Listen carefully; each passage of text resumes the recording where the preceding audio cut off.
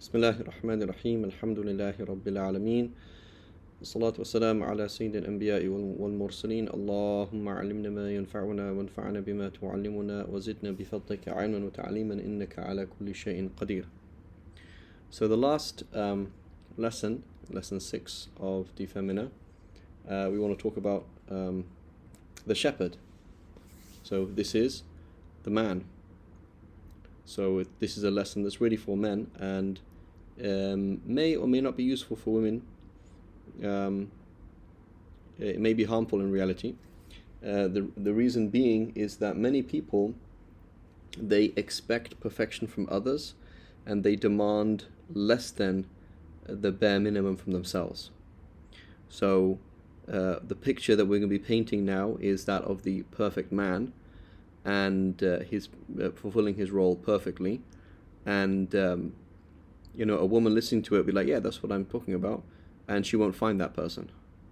And so it's very common, just like when we in the live sessions we're talking to the brothers, some of the brothers, they see the lesson or the details of women as a tool to use to judge other people and to label other people, which is not should be happen at all. What we should expect from other people is the wajib, the bare minimum, and less than that, right? We expect from other people is the bare minimum and less than that, and what we demand from ourselves is the bare minimum and more, right? And so we will continue to be frustrated and find a very difficult life when we keep looking around and judging everybody else. Why aren't Muslim rulers like this? Why aren't men like this? Why aren't women like this? Why aren't kids like this? Why isn't the imam of my masjid like this? Why isn't this, etc.? Right? When we're trying to look at the perfect, trying to weigh people against the perfection, it doesn't really work. So it is educationally useful for women, but women, just as applies to the men as well, we're looking. This is the ideal picture, and but it's really a message for men. So the first thing we're talking about is masculinity. Second thing we're talking about is building society. The third thing we're talking about is responsibilities towards one's wife and responsibility towards one's children, which we've already touched upon in the previous lesson. So masculinity, right? So given a lot of the topics that we've spoken about, and given even modern certain themes in modern Western society, masculinity may or may not be defined in sexual prowess, right? So James Bond, the hero, that's one of his things. He's wealthy, he's cool, he's dangerous, but he also goes around sleeping with a bunch of people, and everybody wants to sleep with him. So is that a definition of masculinity? Okay, what about money, right? What about money? Is that a thing? Like being wealthy, is that a sign of masculinity? What about power, right? The fact that you have political sway, right? Or military power. What about physical strength, right? Your physique, how you are physically. What about popularity, how cool you are, how famous you are, how many likes you have on Instagram? What about intelligence, right? Are any of these things a measure of masculinity? And the answer is no, they're not at all. So what is masculinity? It's quite simple. Masculinity is the ability to oppose folly, caprice, and ego, right? To oppose folly, caprice, and ego. So if we go all the way back to lesson 1 and lesson 2, when we look at, for example, submissive women, a man who sees himself as important is not a man. A man who has pride is not a man, right? So that's a very important thing. So we might think, oh, hang on a minute, basically we're supposed to like worship our husbands and they're supposed to be like these, put them on a pedestal and always agree with them because they're always right. But if, as the Prophet ﷺ said, whoever wants to be stood for, right, this is a very bad thing. So having an issue of pride or caprice, you're doing dumb, silly things that you know are wrong, but you keep doing them. Or folly, this is pointless, right? So the ability to say no to your desires, to say no to temptations, to say no to silly things like, oh, I just want to click on that button anyway. I want to buy a cool car. This is called caprice. This is called folly. This is called ego, right? I have to have a watch like that to look cool, or whatever it is. You have a huge sense of, I need to achieve something in life, to prove something to somebody. These are all opposite of masculinity. What is masculinity? Is that you can say no to your nafs. That's masculinity, right? وَنَهَى النَّفْسَ عَنِ الْهَوَىٰ, and Allah subhanahu wa ta'ala mentions Surah Nazi'at, that person who says no to his caprice, to his folly, right? That's called masculinity. And the Prophet ﷺ mentioned in Bukhari Muslim, he says, the strong man is not he who can throw others down in wrestling. That's not the definition of the shadid, of the strong man. Rather, the strong man is he who can control himself when angry. That's what it means to be a man. You slap him in the face and nothing happens. That's called solid. That's called strong, right? You insult him personally, he's unfazed. He can forgive easily. He can overlook his own wants very easily. That's called strong. That's called masculine. The Prophet ﷺ mentioned, he said, the mujahid, the fighter, is he who fights himself to make sure he obeys Allah. So there are certain people, right? You give them the situation, they're going to go and fight. But are you willing to fight yourself? That's the bigger thing. Right? There's many people who fight for nationalism, fight this, but they're fighting for the ta'atullah, fi ta'atillah, in order that Allah should be obeyed. Right? Is that actually what you're striving to do? In your head, with your eyes, with your body, in your life, in your own household, right? So this is what it means to be a mujahid. And the Prophet ﷺ, he said, no slave ever forgave anything except that he made him mightier. So being able to forgive and forget, this is a manly thing to do, right? As opposed to, oh, you didn't do this, oh, you didn't do that, oh, you didn't do this, right? This kind of mentality, or that you have grudges, somebody has a grudge, right? This is not masculine. No one ever humbled themselves for the sake of Allah, save that Allah raised him up. Okay? So how are you strong, and then therefore a strong leader, is that you humble yourself before Allah subhanahu wa ta'ala. And so masculinity has no relationship to social status, right? Once a man walked past and the Prophet ﷺ said, what do you think of this man? And everyone would say, oh, this is a very famous man, he's a very important man. Everybody would be happy to marry off their daughter to him. Right, he's not just a handsome man, but he's somebody that everybody would want to have in their family. Like, that would be the best son-in-law ever. He's a very important person. To have tribal connections would be great. And if there was some issue and he came in and tried to intercede for something, right, people would listen to him. He has a lot of influence. And if he spoke, everybody would listen. Right, he's an important person. He comes in the room, people listen to him. Right, so there was a lady once, and she said, I want to marry an influencer. Right. It's like, okay, you can marry whoever you want. But saying I want to marry an influencer is like saying I want to marry a basketball player. Or I want to marry somebody who's at least 6'5". Right? It's the same kind of mentality. Right? It's like, okay, you can marry whoever you want. But that's not a masculine thing. Right? That the people that you walk in the room and everybody listens to you. Like, you're the guy who signs off the checks. That's not a masculine thing. Right? And then another man walked past, and the Prophet said, what do you think of this man? He said, oh, no one would be happy to marry off their daughter to him. He's like a nobody. And nobody cares what he says. If there was an issue and he came up and said, can you please, forgive this person? Can you, nobody would care. Nobody would listen to him. And if he spoke, no one's interested. Right? He's not an interesting person. He's a nobody. He's the kind of person that nobody notices. Right? So what did the Prophet say? The Prophet said, this one, the one that you think is nobody, is better than even an earth's full of the other one. Right? So these things are ma'ayir, are standards that are meaningless. Right? Oh, I want somebody, I need to have a husband who's influential. Right? That's really important to me. That's not masculine. That's not masculinity. Physique, irrespective of physique. So masculinity has nothing to do with physique, how you are. Right? And once Abdullah ibn Mas'ud, who is one of the greatest fuqaha of the Sahaba and one of the most influential scholars in Islamic history, right, super important scholar, Abdullah ibn Mas'ud, he was climbing a tree, and everybody started laughing because they could see how skinny his legs were, right? So they started laughing. The Prophet ﷺ said, "Why are you laughing?" He said, "Oh Prophet of Allah, look how skinny his legs are. Like, it's kind of funny." And the Prophet ﷺ replied, he said, "By him in whose hand is my soul, they are heavier in the scales, the mawazin on Judgment Day, than Mount Uhud itself." Right? If you took Mount Uhud in gold and give it in charity, right, or put Mount Uhud on the weighing scales on Judgment Day, it will be his skinny legs that you're looking at. This guy's like, he's really skinny. This person is greater in Allah's eyes. The other key thing, which is very important in our times, is selflessness and nobility. Selflessness and nobility, which is the opposite of what? Consumerism.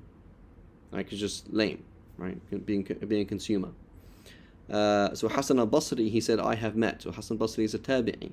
So he's talking about Sahaba and the early tabi'in. He said, I've met aqwaman, groups of people, who have never asked any particular type of food from their wives for the last 70 years. Right? They've never asked, they've never said, I particularly want this particular, because they don't care about food. They're really not interested about food. Allahu Akbar, Allahu Akbar, Allahu Akbar, Allahu Akbar, ashhadu an la ilaha illallah, ashhadu an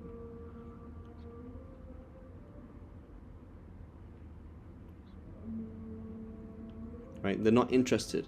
As opposed to somebody who says, I want this kind of food, that kind of food. It's not a noble thing to ask about. Right? Unless, for example, your wife, it's something your wife really cares about. So you ask the question in a way to, she really likes pleasing you in food. So you're like, oh, did you make that special food that whatever that she knows you like, etc. That's fine. But it's not a noble thing to do, right? You're too noble to care about food, right? Any food that is healthy, they'll get the job done, is fine, right? Let alone have an argument about how salty the food is. May Allah protect us. Sayyidina Umar radiallahu anhu, he once saw Jabir radiallahu anhu carrying some meat in a bag. He said, what's that? He said, it's some meat. He said, why did you buy it? He says, ishtahituhu, right? Like, I wanted it, right? It was my shahwa, like I fancied having some meat. And so Sayyidina Umar hit him on the head and said, كلما اشتهيت شيئا اشتريته, right? Is it that every single time you want something that you just buy it? Like, it's basically, is this a consumer culture that you're promoting right now? Because this is not what the Prophet taught us, right? So as men, we don't buy things because you want them, you buy things because you need them, right? So unfortunately, again, we live in a world where there's kind of like boys and toys, right? Big boys with big toys. This is very low, right? This is a very low thing for a man to be like that, right? Particularly wants this kind of food, or particularly wants this kind of thing. That's not masculine at all, right? That's not Islamic. So just getting things because you want them. That's not good. And then unwavering connection with Allah subhanahu wa ta'ala. Allah subhanahu wa ta'ala mentions رِجَالٌ لَا تُلْهِيهِمْ تِجَارَةٌ وَلَا بَيْعٌ عَنْ ذِكْرِ اللَّهِ, mighty men whom neither trade nor sale distract from the remembrance of Allah. Yes, they're in the working place, but they don't forget Allah, they don't forget the Sharia, right? They're in the heat of all these things, but they don't forget what's halal and what's haram, and they don't forget Allah subhanahu wa ta'ala. Establishing the prayer and giving alms, they fear a terrible day in which hearts and eyes will roll over. Right? A terrible day. So this is masculine. Masculine is that you're dead scared of Judgment Day. Obviously that means then you care about halal and haram, and it means you are preoccupied with your relationship with Allah subhanahu wa ta'ala. Another thing that's masculine is being humble. Right? That's how the Prophet ﷺ showed us. That's what the Sahaba were. Right? Once a man, he said, "Oh Allah, I ask you to be of the few." So Sayyidina Umar said, why are you asking Allah for that dua? Why are you asking Allah to be of the few? Because Allah subhanahu wa ta'ala says in the Quran, وَقَلِيلٌ مِّنْ عِبَادِيَ الشَّكُورِ. Right? Allah subhanahu wa ta'ala says in the Quran, and few of my slaves really appreciate me. Right? So I'm asking Allah to make me of those few. So what does Sayyidina Umar say? So the normal response, right? You got like 3 responses. One response is that you realize somebody knows more than you. This is just a man, right? And he had an intuition and understanding of the verse of the Quran that made him make a dua that didn't come to Sayyidina Umar's mind at all. So he realized this person has more than him. He could just get angry, right? That's a normal action of a proud person when they realize someone else is right. Is you get angry and you criticize it. So, well, don't do it too much then, or whatever it is. And then you could have another response is just, oh, right? What's his response? His response is, everybody knows more than Umar. That was Sayyidina Umar. Sayyidina Umar was the tough guy, right? He said, everybody knows more than Umar. That was his statement. And Sayyidina Umar, he made this very profound dua, and I think it kind of rings with, you know, any man or any father or, you know, a husband or leader. And because this is when he first became the Khalifa. Sayyidina Umar, he said, "Oh Allah, I am weak, so strengthen me. And I am harsh, so soften me. And I am cheap, so make me generous." Right? I'm cheap, so make me generous. So these are, as a very masculine role, right? The Khalifa, this is how he saw him. He's like, "Oh Allah, I'm weak, so strengthen me." Right? And I am harsh, so there's strength in me, but often it comes out in a harsh way, so soften me. Right? And there's a whole book on this, Men of what is it called? Men of Silk and Velvet, right? Which gives this whole picture of what it means to be, so written by a Christian, but the whole picture of what it means to be a man, meaning that you are strong, but you're not harsh. Right? And part of masculinity then is being dignified, right? Dignified. The Prophet ﷺ, he said, "No one ever ate anything better for him than that which he earned by the sweat of his brow," right?